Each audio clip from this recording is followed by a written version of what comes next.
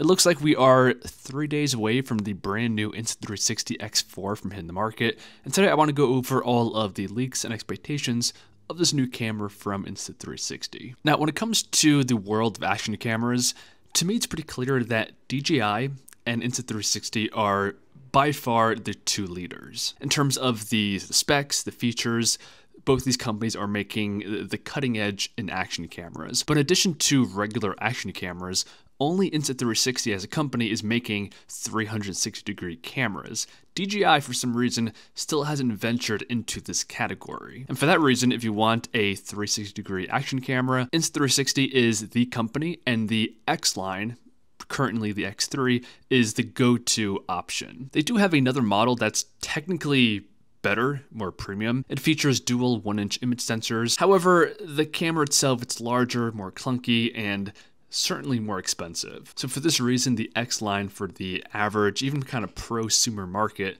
really is the go-to option. And the company just teased with a video the next version, the X4 of this product. Now, they didn't explicitly say this is the X4, but everything points to that being what this product is. For starters, this image clearly represents something very similar in aspect ratio to the current Insta360 X3. And the teaser video is a compilation of 360-degree footage mixed with this text saying that the 8K era is here. So putting two and two together, this indicates that this next X4 model brings with it higher 8K resolution video. And this is the same conclusion many outlets are coming to, including Tech Radar.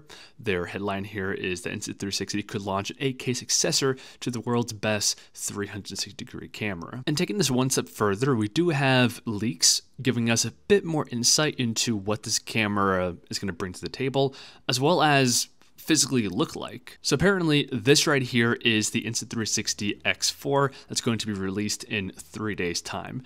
And physically you can see it's almost identical to the predecessor. The construction, the overall dimensions, the camera, the display, it's all very familiar. But apparently the X4 is ever so slightly taller and thinner in terms of the dimensions compared to the X3. And I think the main reason for a taller body is to accommodate a larger battery. So the X3 has a capacity of 1800 milliamp hours, and it does deliver solid competitive battery life, but the new version is going to be bumped up all the way to 2290 milliamp hours. That's a pretty substantial bump, and the reason why this is required is because of the new 8K 30 frames per second 360-degree recording this camera is going to be capable of. You guys might remember that the X3 had a maximum resolution of 5.7K, so this represents a noticeable bump in resolution. And this is critical because remember, this is on a 360-degree surface, and most of the time when you film in 360, you want to zoom in slightly and capture a section of that overall sphere. And when you do that, you only have a fraction of the total resolution. So that's why in comparison to regular action cameras where 4K is more than enough, 360 cameras really need high resolution. And the X4 is finally going to give you 8K 30 frames per second with a bitrate of about 200 megabits per second. And with that new larger battery, that should give you about 70 minutes of continuous capture